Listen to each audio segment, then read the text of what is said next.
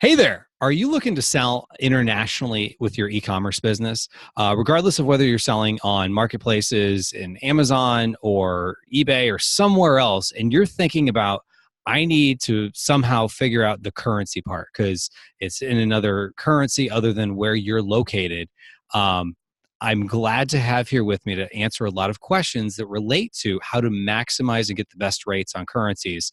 I've got TJ Hyland, who's the strategic partnerships manager for Payoneer, and he's with me here today. So, TJ, thank you for coming on Maximizing E-commerce. Absolutely. It's a very popular podcast, so I'm glad that you could fit me in. I know Well, your schedule is very busy. thank you for saying that. I appreciate having you on board. So, just to get into it, just from a very high level, what is currency? That's a really high level. Yeah. So I mean, currency in this sense and currency exchange are sort of determined a bit by government, a bit by the markets. Set between certain parameters. Currency exchange itself, in reality, is a sort of indicator of the strength in which the home market or one market or the other is operating. So if you have a stronger dollar, typically the U.S. economy is doing well. You could have a strong dollar and a stronger pound, and your pounds would be worth more. And that's kind of the instance where we have now. For example, the British pound's worth around 1.3 to one U.S. dollar. Okay, good deal. So basically, at its core, it's money, and you have to do a little sixth grade level math to Yeah. figure out what the differences are. So you kind of touched that on a little bit. So what causes fluctuations? Because it's not necessarily always 1.3 to 1 or whatever. It could change, right? So what causes those changes? Absolutely. The markets are moving constantly, every second of every day. Um, the markets used to be very data driven, and they still are to a degree. When the jobs reports come out, or the GDP is released, or um, you know some sort of other government number of growth or recession. But it's kind of in the last 3 or 4 years taken a bit of a twist, and it's become a lot more unpredictable. Um, the market sort of reacts more to global social economic events more. Whether that's the Brexit vote that Hmm. for the UK to leave the EU, that totally rocked the value of the pound, because what happens is, leading up to that, the market tries to get into a position where they think it's going to be. They basically priced in the fact that they thought that the UK public was going to vote to remain within the EU. So that's why you saw the day of the vote, the price of the pound was creeping up towards 1.5, Hmm. levels that hadn't been reached in 2 or 3 years before that. And it reached just at 1.5. But then when the results of the election came out, the actually voted to leave the EU. So that market actually plummeted overnight or almost immediately down to like 1.3, and then it at its bottomed out, I think, at 1.19. So it's just market reaction, setting expectations. If there's a earthquake or a hurricane, that typically affects the value, and I think it touches back on sort of the state of the country that we're dealing with. If that country is in a bad place, then their currency could be valued less. Um, Okay. the other thing that's super popular is, um, right now we have very open communication with our president and his beliefs on Twitter about China Hmm. and tariffs and the EU and global relations. And never before have we seen presidents just tweet out and then see the market reacting to that. So it just has totally changed, and it's totally unpredictable. It's always been unpredictable, but it's even more unpredictable now. Gotcha. So it changes, but just to give, I guess, two sides of the spectrum. So one side would be, let's say, Zimbabwe's currency or Venezuela's currency, like have had like huge swings, the last few years. Whereas, even the example you gave of something fairly unpredictable with the pound, that was still within about 15-20% at worst, right? Right. So there are some swings from time to time. So at the end of the day, have you found that most currencies that an e-commerce seller would sell in are within that range of, like, maybe it fluctuates a little bit, and then if something drastic happens, maybe it's 15-20% difference? Yeah, I mean, the markets have moved, and they usually see a spike and a dip, and it kind of, after a couple of weeks, will sort of regulate itself back to its normal range. Most of the, the online sellers that we deal with are selling in major markets where Mm-hmm. the currency and the governments are very regulated. The UK, the EU, Canada, Japan is another great one, Australia. So these markets are not going to see the big swings like you'd see in Argentina and Colombia, and Zimbabwe is the other one that you mentioned, but Right. even Turkish lira, right? So whenever Mm. there's any civil unrest or political unrest, that really, and even Greece a couple of years ago, that really hurt the value of the euro. Being part of the European Union saved Greece, but Mm-hmm. the turmoil in Greece actually brought down the value of the euro pretty significantly. And Okay. that's probably about 5 years ago now. Gotcha. So there could be some things that are, we don't always necessarily know, but to your point, it seems to normalize itself in the developed world. Is that a fair statement to make? Yeah, I think so. That's pretty fair. Within reason, and of course, Yeah. we never know exactly what the future holds. But with that being said, if you're selling, let's say, you have a Shopify store and you have, sales in another currency other than, where you live. Let's say, just say you're in the US, or you're selling on Amazon, or you're selling Hmm. um in Walmart in some other country, or whatever the case is. If you're getting sales in another country, you're typically getting that in the foreign country, or are you getting it in the US dollars when the customer pays? So if you're selling on a marketplace like Amazon or Walmart, eBay even, those buyers are going to pay in their local currency. So Mm. for the example, you're in the US, you're selling on Amazon or Walmart Canada, right? Hmm. All your prices, all your products are listed in Canadian dollars. So when the buyer in Canada goes to pay, they're going to pay in Canadian dollars. Amazon, Walmart, whomever will hold your balance in Canadian dollars, Hmm. and then they have the option, or you have the option, to use them to convert back to your US dollars. Shopify stores are a little bit different because I think you can set the currency you wish to be paid in. Um, Mm. and if you if you have the option to set your currency as well, you could always just list your products in dollars, and then the buyer is sort of responsible for the foreign exchange. So if someone's buying from Canada, you set your price at $20, they'll have to, their credit card or whomever will do the conversion. So that's something it's not as popular, but with marketplaces, it's, you're definitely getting paid in that foreign currency and then having to get back to dollars. Okay, so that's a very good point. So we'll just walk through that. So I myself sell in the international marketplaces, and so if I'm selling in Canada, to your point, I'm selling to the customer in Canadian dollars, or if I'm selling in the UK, it's in British pounds, whatever the local currency is. And then the marketplace, i.e., Amazon, will take out whatever their fees are. So if their fees are for, like, the referral fee, the fulfillment fee, storage fees, whatever, Yep. they're going to take that out, and then they're going to give me money, just like they would, like if I was selling in the US and paying into my US bank account. But to your point, I now have um, Canadian dollars, British pounds, whatever, and I have to repatriate them. So if I go on Google and I look up what is the exchange rate for one US dollar to X number of Canadian dollars or British pounds or whatever, can I just use that to figure out how much I'm going to get?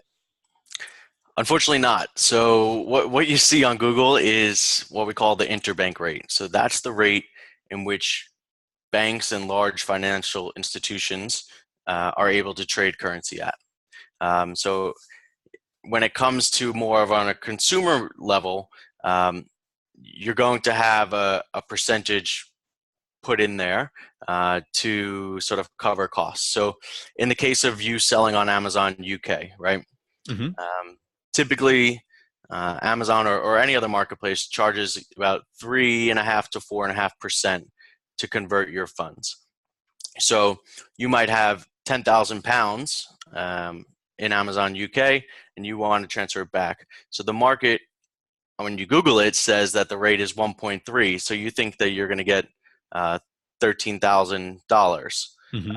where in reality, that's what the market is. But when you factor in that 3.5 to 4%, the rate that you're actually getting is probably closer to 1.25, say. So you're actually only going to get back $12,500.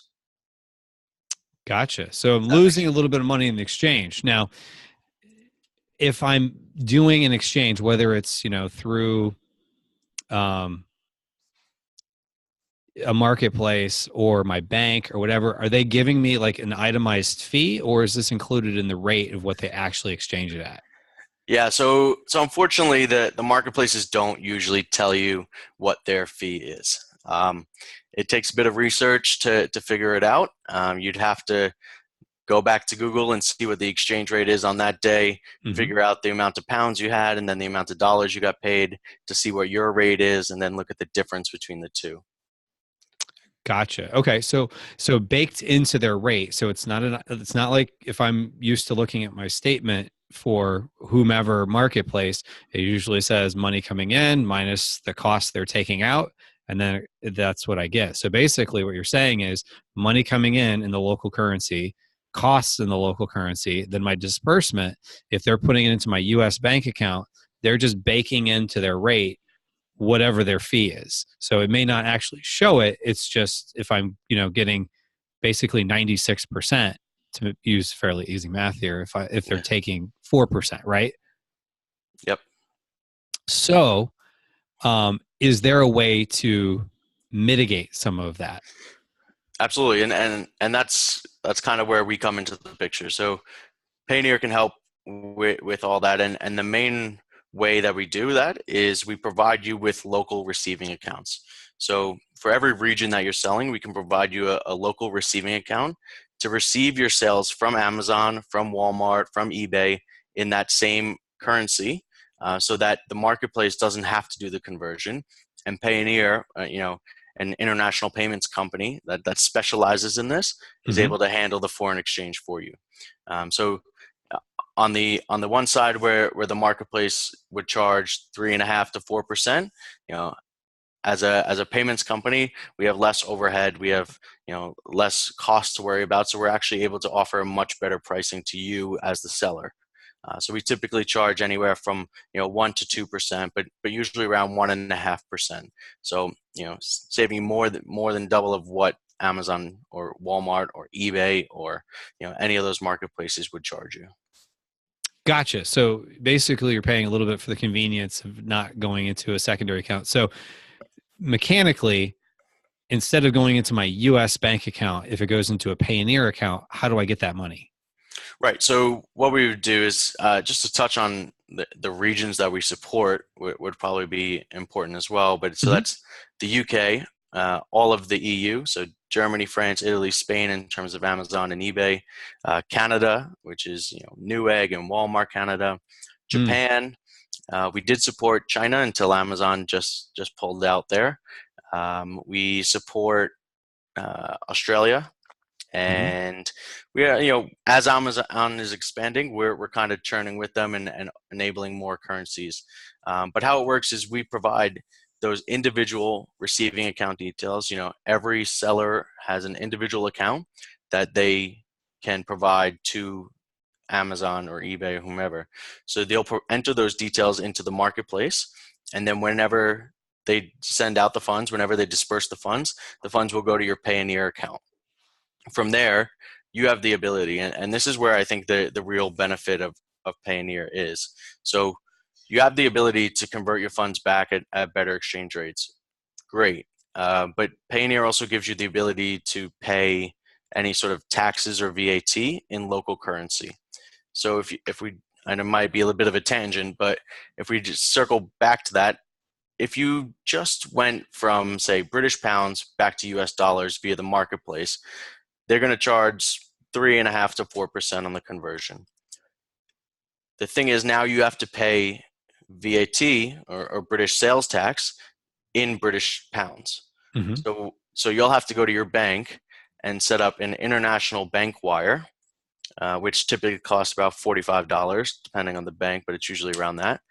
On top of that, you're going to get hit with the bank's foreign exchange fee, and banks typically charge 5 to 8 to 10%, depending on the volume that you're transferring. So not only are you having to convert the funds back to dollars and then go back to pounds and pay a fee, it's just unnecessary costs. So what we can do is we can help you pay those local VAT or tax fees with the British pounds or the euros or the Canadian dollars that you're holding in your Payoneer account. And we actually do it for free. Yes, I'm glad you brought that up, because the interesting thing is, to your point, if we were to just go straight from marketplace into US based bank account, we're making an exchange. But then if we had to make an exchange back to, even if it was just putting it on the credit card, usually Right. our friends at, let's say, HMRC, which is the IRS of the UK, they charge some sort of convenience fee, I believe. And then on top of that, your bank is now also charging you some sort of fee for that exchange. So you're paying an exchange twice. So if you Right. can do it without having to pay such exchanges, which I've come to find is one of the benefits of, I, in full disclosure, have a Payoneer account. And that's one of the things I love about it. Are there any countries you can't currently do that in yet? No, I mean, all the currency accounts that we provide, you have that ability to do. So whether that's, yen or Aussie dollar, Canadian dollar, pound, euro, we're launching more as Amazon goes, like I said. The other Okay. thing is, yes, we can help pay VAT, but, what if you were sourcing from a supplier in Canada, right? So you just Mm-hmm. made your product sells really well in Canada, you made a lot of sales, you know, instead of you having to go to the bank and doing that same thing we were talking about, sending an international Right. bank wire and doing the conversion with them, you can actually, if your supplier had a Payoneer account, you could actually pay them directly in Canadian dollars from your Payoneer account, from your balances from Amazon or eBay or wherever. Oh, nice. Yeah. So yeah, to your point. So okay, so you're saying you can pay other people in whatever that local currency is, um, which has been helpful because, like, for example, I paid that to Czech Republic and Poland, which is so obscure because Amazon doesn't have marketplaces there, but they have inventory housed there. So I had to Yeah. pay VAT and was able to Mhm. just exchange within Payoneer. Now, going back to Canada, does it go directly to Canadian Revenue Agency, or does someone need to have like a card or something? So you'd have to set up the transfer within Payoneer, Mm-hmm. but you can add the details into your Payoneer account and set up the transfer from there. Um, every other, all of the countries in the EU, we are actually already integrated into their platform. So it's literally one click. The first time you enter in your identification number, and then the funds will go automatically. Canada is a little tricky because, like the US, every Mm-hmm. state is individual, every province in Canada is individual, and they all like to do it a little bit of a different way. So we are working through that, but I'm told it should be live pretty soon. Oh, gotcha. Well, the good news with Canada is for most sellers, they're really just doing federal tax for the Okay, GST, sure, HST. But if they had to pay, to your point, British Columbia or something like that, right. I'm sure that'll get figured out down the road. So, okay, cool. So, on that note, with currency, is there anything else people can do to maximize their currency to get, because really what it comes down to is what everything you're saying is, it comes down to getting the best rate for, compared to if you were to Google it. So is there anything else one could do to get better rates? Typically our rates are determined by the volume in which you're sending. So, Hmm. if you are selling more, if you continue to grow and you're crossing tens of thousands every couple months, we could give you a better rate of exchange. A lot of the times I've heard two beliefs on this. One was the client who held the British pounds to Hmm. try and wait for a better exchange rate. Hmm. So say right now it's 1.3 and they're like, I really want it to be 1.32. So there's the opportunity that you can wait, but with that opportunity, there's the probability that the market could move against you. So Gotcha. while you have 1.3 right now and you're waiting for 1.32, you know, in 2 weeks when you really need the funds, it could be 1.28. And, Hmm. that could cut into your profits or your margins. The other side of it is I heard a client just say, it's a bit of the law of averages. So funds come in every 2 weeks, just transfer them back to my US account because that person was really focusing on growth and putting money back into their business. They needed those funds from Amazon to buy more stock to send to Hmm. Amazon to just feed the flywheel, as Amazon calls it. Yes. Very So, good. So to your point, you could end up being in a situation where you could hold it in the currency, because that's probably something a lot of people probably may not have clicked with yet, is that when you say you have an account, like I have an account, I have money in a British account and I have money in a Canadian dollar account. And I could mhm, theoretically, if I wanted to roll the dice, so to speak, let it yep, sit there and it would just stay in that, Canadian account or whatever currency, and see if I could get favorable rates over time. Because to your point, things fluctuate. And so if you had time, you could ride the market. And right, then also I like to put money into that account and just leave it there for when I know I need to pay some sort of local sales tax, whether it be, the VAT in whatever country or whatever have you. So yeah, so that's all good to have. So I, if anyone is watching this or listening in and they have additional questions, where's someplace they can go to get more information? so our main website is payoneer.com. That's Payoneer.com. When you're on there, you're going to look under the solutions tab for online sellers. So there's quite a few products that we offer, but this will be the global payment solution. Um, Even easier than that, if anyone has any questions, you can probably just email me directly. I might not be able to help you, but I can get you in touch with the right person in the right region if you're not in the US. And my email is my name, TJHY @payoneer.com. Okay, and I'll make sure to include links to all that in the description or the show notes, Perfect. depending if someone's listening or watching. So awesome. Well, TJ, I appreciate you coming on, maximizing e-commerce and going through that information. I learned a bit there myself, and it's always good to learn as we go, because I don't think that not understanding currency should be anything that intimidates someone from selling in another marketplace or in another country and growing and maximizing their business. So thank you so much, TJ. No problem. I really appreciate it. Thanks for having me. Thanks. Take care. Bye bye.